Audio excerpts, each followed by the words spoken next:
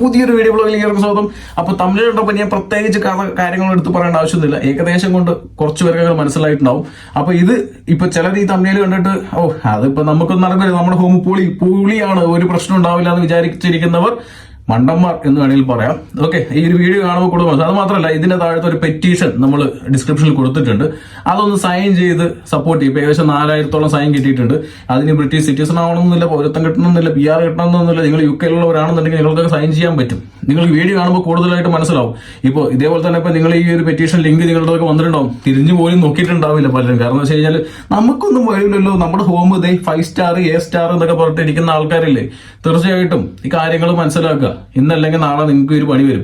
അപ്പൊ ഈ ഒരു വീഡിയോ അവർക്കും കൂടി ഷെയർ ചെയ്യുക. കാരണം ഈ വീഡിയോ കണ്ടിട്ടെങ്കിലും മനസ്സിലായി അവരൊന്ന് സൈൻ ചെയ്യട്ടെ എന്നുള്ളതാണ് ഇപ്പൊ എന്റെ ഒരു റിക്വസ്റ്റ്. അപ്പോൾ ചാനൽ ഇൻഫോർമേറ്റീവ് ആയിട്ട് സബ്സ്ക്രൈബ് ചെയ്യുക, നോട്ടിഫിക്കേഷൻ ബെൽ ഷെയർ ചെയ്യുക. അപ്പൊ ഞാൻ പറയാം, സംഭവം എന്ന് വെച്ച് കഴിഞ്ഞാൽ നമുക്കറിയാം ഈ ഒരു care assistant, senior care, support worker jobs ഒക്കെ ഷോർട്ടേജ് ഓക്യുപേഷൻ ലിസ്റ്റിൽ വന്നപ്പോൾ തൊട്ട് നമുക്കറിയാം ഇവിടെ ഒരുപാട് അവസരങ്ങളും ഒരുപാട് പേര് അത് അവസരം നല്ല രീതിയിൽ യൂസ് ചെയ്തവരുണ്ട്, പിന്നെ അത് മിസ്യൂസ് ചെയ്തവരുണ്ട്. ആ മിസ്യൂസ് ചെയ്ത് ഇന്നൊരു പണിയായിട്ട് വന്നിരിക്കുകയാണ്, എല്ലാവർക്കും പണിയായിട്ട് വന്നിരിക്കുന്നു. ഹോം ഓഫീസിന്റെ സൈഡിൽ നടക്കം ഒരുപാട് മിസ്റ്റേക്കുകൾ ഉണ്ടായിട്ടുണ്ട്. പൊട്ടിക്കിടന്ന ഹോമിനടക്കം 10-700 വിസകളൊക്കെ കൊടുത്തെന്നുള്ള ന്യൂസുകളൊക്കെ കഴിഞ്ഞ ഇടയിലൊക്കെ നിങ്ങൾ കണ്ടിട്ടുണ്ടാവും. ഇപ്പോൾ ഹോം ഓഫീസിനെതിരെ കുറെ ഇൻവെസ്റ്റിഗേഷൻ വന്നുകൊണ്ടിരിക്കുന്നു, പോലീസിന്റെ സൈഡിൽ നിന്ന് ഇൻവെസ്റ്റിഗേഷൻ പോകുന്നു, ഹോം ഓഫീസിനകത്ത് തന്നെ ഇൻവെസ്റ്റിഗേഷൻ നടക്കുന്നു ഇങ്ങനെയുള്ള കാര്യങ്ങൾക്ക് വേണ്ടിയിട്ട്. അതിനകത്ത് പലരെ അറസ്റ്റ് ചെയ്യുന്നു പല കാര്യങ്ങൾക്കും.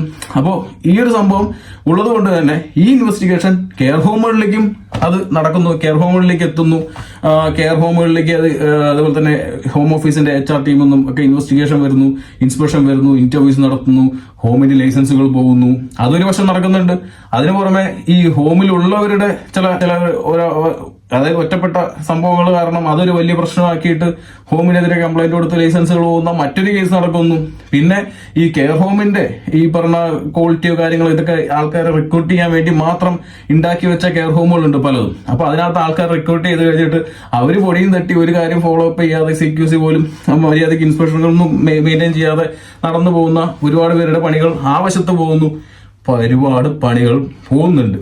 ഈ ഒരു കാര്യങ്ങൾ നിങ്ങൾക്ക് വളരെ വ്യക്തമായിട്ട് മനസ്സിലാവും ഒരുപാട് വീഡിയോസിലൂടെയും മറ്റ് ന്യൂസുകളിലൂടെയും. അതേപോലെ തന്നെ വല്ലപ്പോഴും പേപ്പറൊക്കെ എടുത്ത് വായിക്കുക. കാരണം നിങ്ങളിപ്പോൾ നിങ്ങളുടെ ഹോം സൂപ്പറാണ്, അടിപൊളിയാണെന്ന് വിചാരിക്കുന്ന സമയത്തും ഇതേപോലെ പണികൾ വരാനുള്ള സാധ്യത വളരെ കൂടുതലായിരിക്കും. കാരണം ചിലപ്പോൾ ആ ഒരു ഹോമിലേക്ക് ഓവറായിട്ട് ആൾക്കാർ റിക്രൂട്ട് ചെയ്തിട്ടുണ്ടാവാം, ഇല്ലെങ്കിൽ മറ്റ് പ്രശ്നങ്ങൾ വരുന്നുണ്ടാവാം, എന്നല്ലെങ്കിൽ നാളെ എന്തെങ്കിലുമൊക്കെ പ്രശ്നങ്ങൾ വരും.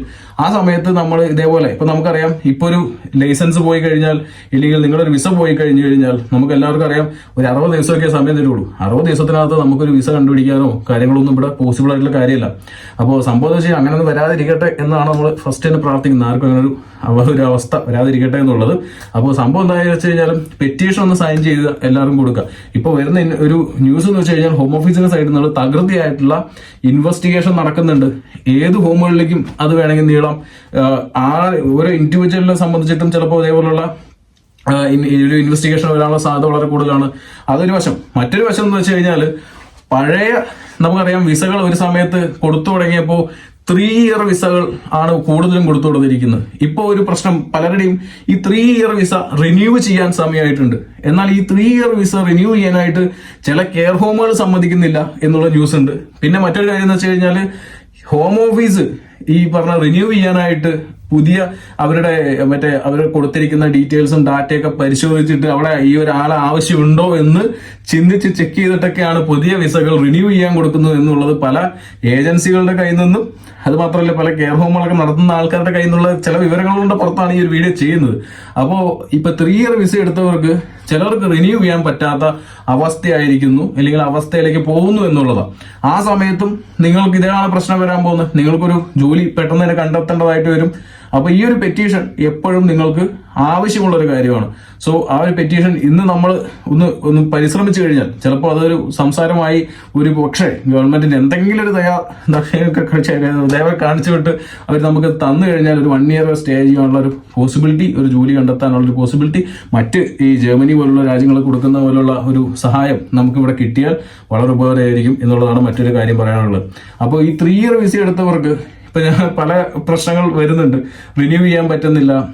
ഇപ്പൊ ഏജൻസികൾ, അതായത് ഇപ്പൊ നിങ്ങൾ വർക്ക് ചെയ്യുന്ന ഹോമുകൾ തന്നെ ഇപ്പൊ റിന്യൂ ചെയ്യാൻ സമ്മതിക്കുന്നില്ല എന്ന് പറഞ്ഞു. അതെന്ത് കാരണം എന്താ വെച്ച് കഴിഞ്ഞാൽ ഇപ്പൊ ഇവര് ഒരു 3 വർഷം വർക്ക് ചെയ്തു, അവരുടെ അടുത്ത് പറയുക എങ്ങനെയാ പറയുന്നത്, നിങ്ങൾ വേറെ ഹോം നോക്കിക്കോ എന്നുള്ളത് പറയാം. കാരണം അവർക്ക് പൈസ കൊടുത്തിട്ടാണ് അവർ ആളെ കയറ്റിയത്. ഇല്ലെങ്കിൽ ഒരു ഏജന്റ് അവരുടെ പുറകിലുണ്ടാവും, ഏജന്റ് പറയാം അവർ 3 ഇയർ പറയാം മറ്റേ നമുക്ക് പുതിയ ആളെ കയറ്റാം, എന്നാ പൈസ ഷെയർ ചെയ്യാം എന്നുള്ള സെറ്റപ്പിലേക്ക് പോയിക്കൊണ്ടിരിക്കുകയാണ്.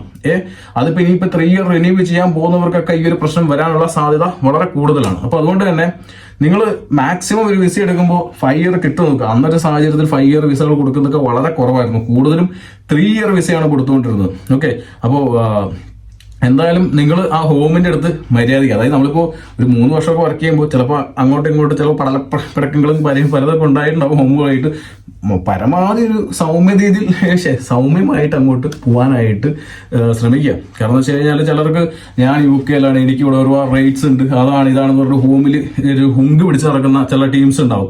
അവിടെ എന്താ പ്രശ്നം എന്ന് വെച്ച് കഴിഞ്ഞാൽ ഹോം ആണ് നമുക്ക് വിസ റിന്യൂ ചെയ്യേണ്ടതും, നമ്മളെ 5 വർഷം വരെ നമ്മളെ നോക്കി ഇല്ലെങ്കിൽ ഒരു PR പോകുമ്പോഴും നമുക്ക് റെഫറൻസും കാര്യങ്ങളൊക്കെ തരേണ്ടത് ഈ കെയർ ഹോമാണ്. അപ്പോൾ നല്ല കെയർ ഹോമുകളാണെങ്കിൽ അവരുടെ കൂടെ അങ്ങോട്ട് സപ്പോർട്ട് ചെയ്തിട്ട് നേരിട്ട് അങ്ങോട്ട് അവരെ ഇതായിട്ട് പോവാം എന്നുള്ളതാണ് നമുക്ക് ചെയ്യേണ്ട ഒരു കാര്യം.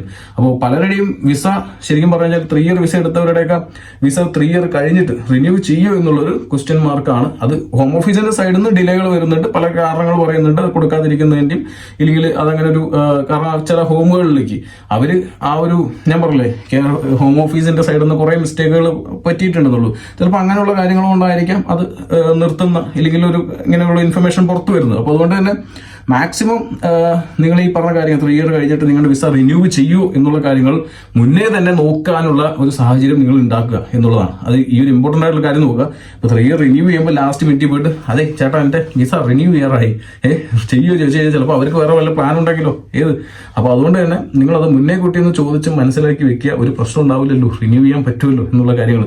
ഇല്ലെങ്കിൽ നിങ്ങൾ പ്ലാൻ B നോക്കുക, അടുത്ത വിസ കണ്ടെത്താനുള്ള പരിപാടികൾ നോക്കുക. ഇതിനെക്കാട്ടി കൂടുതൽ വിസ കിട്ടുന്നുണ്ടെങ്കിൽ അങ്ങോട്ട് ചാടുക എന്നുള്ളത് മാത്രമേ ഉള്ളൂ കേട്ടോ. അപ്പൊ ഈ ഒരു കാര്യമൊക്കെ മൈൻഡിൽ വെക്കുക. അതുപോലെ കെയർ ജോബുകൾ മാത്രമല്ല മറ്റ് ഏത് ഫീൽഡിലാണെങ്കിലും ഈ ഒരു കാര്യം മനസ്സിൽ വെക്കുക. ഇപ്പൊ പല ഫീൽഡുകൾ വർക്ക് ചെയ്യുന്നവരുണ്ട് 3 ഇയർ 4 ഇയർ അതിനുശേഷം റിന്യൂ ചെയ്യുമോ എന്നുള്ളതൊക്കെ വളരെ കാര്യമാണ്. ചിലപ്പോൾ കോൺട്രാക്ട് 3 ഇയർ വരെയൊക്കെ ഉണ്ടാവുള്ളൂ. നിങ്ങൾ അവിടെ പോയിട്ട് എനിക്ക് 5 ഇയർ വേണം നിങ്ങൾ തരാമെന്ന് പറഞ്ഞല്ലേ എന്ന് പറഞ്ഞിട്ട് കരഞ്ഞിട്ടൊന്നും കാര്യം ഉണ്ടാവില്ല ആ സമയത്തെ. അപ്പോൾ അതുകൊണ്ട് തന്നെ ഈ കാര്യങ്ങൾ മനസ്സിൽ വെക്കുക കേട്ടോ. അത് മാത്രമല്ല പെറ്റീഷൻ മറക്കണ്ട, ഇമ്പോർട്ടൻ്റ് ആണ്. ഏത് രീതിയിൽ പോയി കഴിഞ്ഞാലും ഇമ്പോർട്ടൻ്റ് ആയിട്ടുള്ളൊരു കാര്യമാണ്. സോ നിങ്ങൾ റെഡി ആയിരിക്കുക, എന്തിനും റെഡി ആയിരിക്കുക. കാരണം ഈ ഒരു മേഖലയിൽ ഒരു ജോബ് സേഫ്റ്റി UK തന്നെ നമുക്ക് ജോബ് സേഫ്റ്റി എന്ന് പറഞ്ഞ സാധനം ഇല്ല എന്നുള്ളതാണ് ഏറ്റവും വലിയൊരു കാര്യം. കാരണം എന്ന് വെച്ച് കഴിഞ്ഞാൽ മറ്റുള്ള രാജ്യങ്ങൾ കൊടുക്കുന്ന പോലെ തന്നെ നമുക്ക് ആ ഒരു സംവിധാനം ഇല്ല. അപ്പോൾ അതുകൊണ്ട് തന്നെ കുറച്ച് സമയം ഉണ്ടാവുള്ളൂ. അപ്പോൾ നിങ്ങൾ സപ്പോർട്ട് ചെയ്യുമെന്ന് വിചാരിക്കുന്നു. കാണാം.